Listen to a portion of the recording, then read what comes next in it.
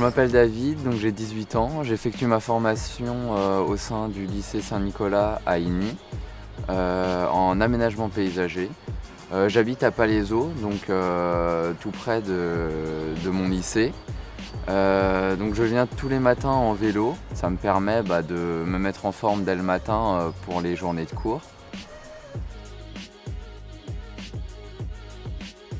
Je m'appelle Sophia, je suis en terminale bac professionnel aménagement paysager, j'habite à Paris. Donc je suis à l'internat parce que j'habite loin, j'habite à Paris et il y a à peu près plus d'1 heure de transport. Donc les cours se déroulent sur une journée de 8h à 17h. Donc souvent les cours de la matinée sont réservés aux cours théoriques, donc tout ce qui est maths, histoire, français, physique, chimie. Et tous les cours concernant la technique, donc tout ce qui est aménagement, création paysagère et connaissance des machines se déroulent l'après-midi sur des plages de 3 heures. L'emploi de produits phytopharmaceutiques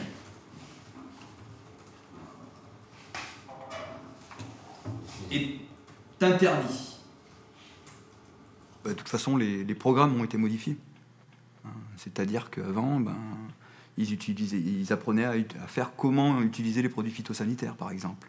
Quel équipement mettre pour ne pas tomber malade.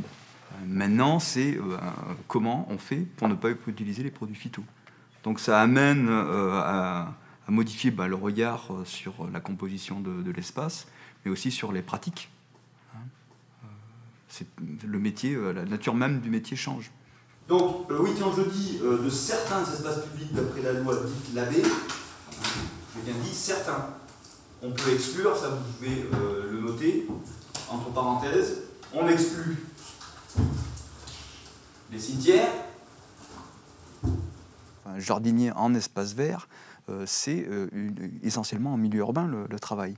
Il est sur les espaces publics, donc les ronds-points, les parcs publics, l'entretien des parcs publics par exemple. Une bonne partie des villes, c'est constitué d'espaces verts. Mais il est aussi dans les espaces privatifs, donc chez les particuliers. Et puis oui, effectivement, il y a une tendance à la revégétalisation dans la ville. On refait venir de la nature dans la ville. Les zones privées et publiques non ouvertes.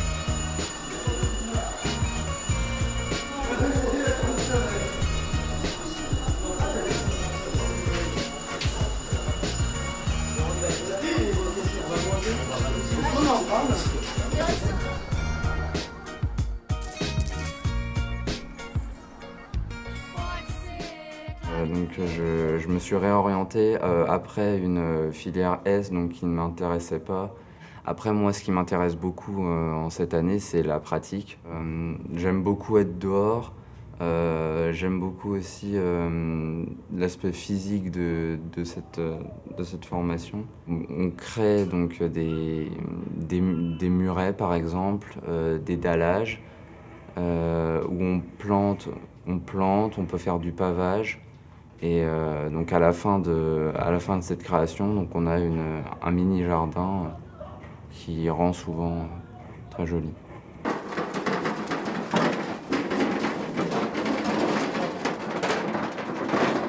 Et on prépare un concours avec de la plantation, de la maçonnerie, donc ce qui résume un peu toutes les matières techniques qu'on a tout au cours de l'année. On doit tous réaliser la même chose. Donc il y a un dallage à faire, un muret, un cercle de pavés avec 2 dalles en pas japonais et des massifs d'arbustes. C'est un concours qu'on prépare depuis le début de l'année. On travaille en équipe, on a 8 heures pour faire le mini-jardin. Durant 8 heures, il va falloir être très rapide car la scène est compliquée par rapport aux années précédentes. Donc il va falloir être rapide et efficace. C'est bien parce que ça me permet de découvrir ce qui est du plus facile au plus compliqué. Ça me permet de me dépasser un peu au niveau physique et mental aussi. Alors pour eux, bénéfice, Déjà sur le CV, c'est extraordinaire, parce qu'évidemment, une entreprise qui va essayer de les embaucher derrière, quand vous avez quelqu'un qui a une médaille autour du cou et qui, comment dire ça, a valorisé ce métier, c'est une plus-value. Et donc plus tard, après le bac, je voudrais faire un BTS aménagement paysager, puis des licences pour être éventuellement auto-entrepreneur, en paysagiste ou alors architecte paysager. Et aménagement paysager, c'est de l'entretien, c'est de la création, créer des jardins, passer par la conception, donc c'est-à-dire le dessin. Et moi, c'est ce que j'aimerais bien faire, donc concepteur paysagiste. En espace vert, il y a 2 secteurs d'emploi, hein, les entreprises d'une part et d'autre part les collectivités territoriales. Et au niveau des entreprises, ça reste un secteur porteur, surtout en milieu urbain et surtout en région parisienne.